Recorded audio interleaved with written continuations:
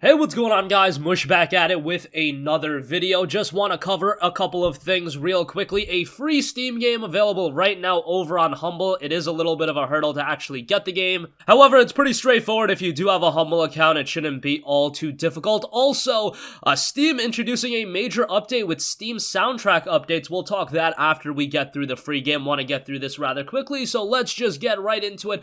Humble freebie: for a limited time, get a free copy of Snatchers when you subscribe to the Humble newsletter. So yes, you do have to subscribe to the Humble newsletter, which I think you should subscribe to anyway, given that you'll get some significant updates about Humble, all of the different bundles they're running, and all of the things like that. Obviously, if you follow this channel, I try to keep you guys as up-to-date as possible. And get Snatchers now, subscribe to the Humble Bundle newsletter, and we'll email your free game to you. Hurry, this offer is available only while supplies last, or until January 12, 2020 at 10 a.m. Pacific time. Now, for those of you guys that don't know what Snatchers is, it's a quirky co-op game.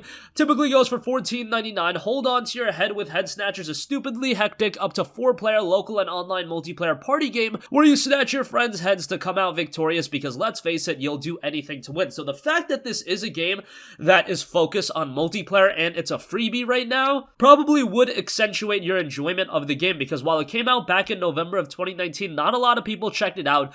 59 Steam user reviews, 77% positive, but if you can get a group of people to play this game with, it might be an enjoyable experience. And again, it's available absolutely free right now over on Humble. You just have to sign up to the Humble newsletter and you will get a Steam key emailed to you. So pretty easy to do that. Alright, moving on from that, and I also want to quickly talk about this Steam soundtrack update. So Steam rolling out more compelling updates. Today we're enabling new functionality to better support gaming soundtracks on Steam. This new functionality can broadly be broken into two categories: fixing customer experience issues with the current soundtrack sold as DLC model, and completely new features. So the Steam blog has an in-depth post on this, and I want to go over everything because this is something that's definitely going to go under the radar, but this is something also that I don't think Steam had any real pressure to make the improvements upon, but it's cool to see that they're still making improvements in this area, where it wasn't like there was this heavy clamoring for people to see soundtrack improvements or anything like that. However, they note that they're looking to fix existing issues. Up until now, there was no soundtrack app type on Steam. The closest was DLC, and so it became common to sell soundtrack as a type of DLC. This made sense at the time, but over time has tied existing soundtracks to a large amount of DLC-specific functionality. Today, there's a new soundtrack app type for music content. This has many improvements over DLC. Customers can now purchase soundtracks without purchasing the base game. Customers can now download soundtracks without downloading the base game. Customers can browse and manage their owned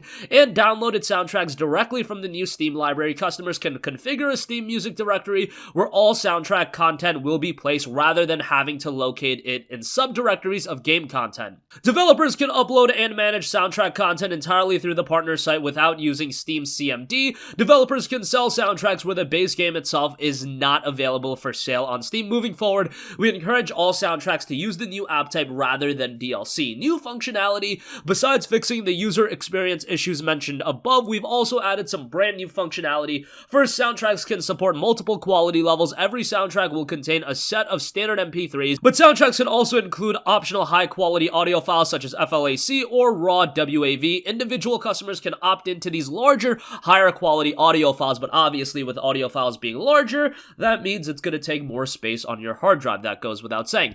Third, soundtracks can now contain bits of associated content, including album art and liner notes. These bits of content can also be viewed from the details page for a soundtrack in the Steam library. Existing content: there is a huge set of amazing soundtrack content already on Steam to help you migrate your existing soundtracks that were set up as DLC. We've created a tool that can automate the conversion of that DLC to use the new app type. You can find that tool on the bottom of the basic info tab for your store page configuration. Once you push that button, you'll have a list of instructions to follow to finish the conversion process. Converting a piece of DLC will reuse all your existing app IDs, packages, bundles, pricing, etc. Customers who own the DLC version of your soundtrack will continue to own the new version after you publish your changes. Moving forward, you can create a new soundtrack for your existing Steam game from the associated packages and DLC page for your game, or you can create a soundtrack for a non-Steam game from the partner site landing page. Soundtracks are subject to the same creation and review process as the other app types. Additional documentation is available through the partners site, game soundtracks on Steam page. This is an initial release of these features for partners. We're planning on launching these features in a wider way, including a sale event on January 20th. We're excited to release even in this early state so we can get more feedback from both partners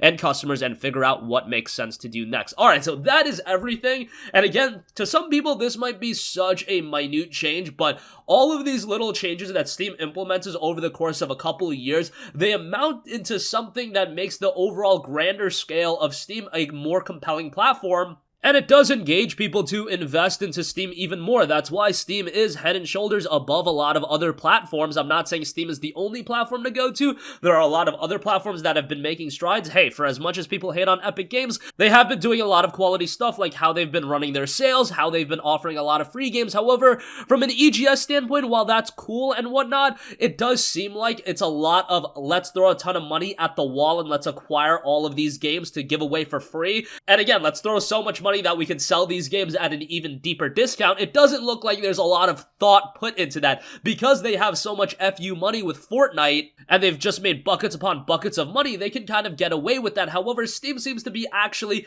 kind of putting some thought into the improvements that they're making, and I do think they should be commended for that. And there you have it with that. That's going to conclude this video. Again, check out Head Snatchers for free right now over on Humble by signing up to their newsletter, and link to that in the description box below. And Steam's seeing some pretty cool updates. That's going to wrap up this video. If you guys have a request for a future video, you can leave that in the comment section down below. Thank you for watching, and I'll catch you guys in the next one. Peace out. Hey, what's going on, guys? Mush here again. Hope you enjoyed the video. As you guys might know, YouTube's notification system is sometimes a little bit wonky, even if you're subscribed to the channel. Maybe you're not abundantly aware that I uploaded a video. To remedy that situation, make sure you hit the bell notification button. This way, whenever I upload a new video, and I try to upload as consistently as possible, you will be notified directly of the upload, and you can watch it as soon as it goes live. I would really appreciate it if you guys hit that button so you can stay up to date with all of the content I'm posting. But as always, guys, thanks for watching, and I'll catch you guys in the next one. Peace out.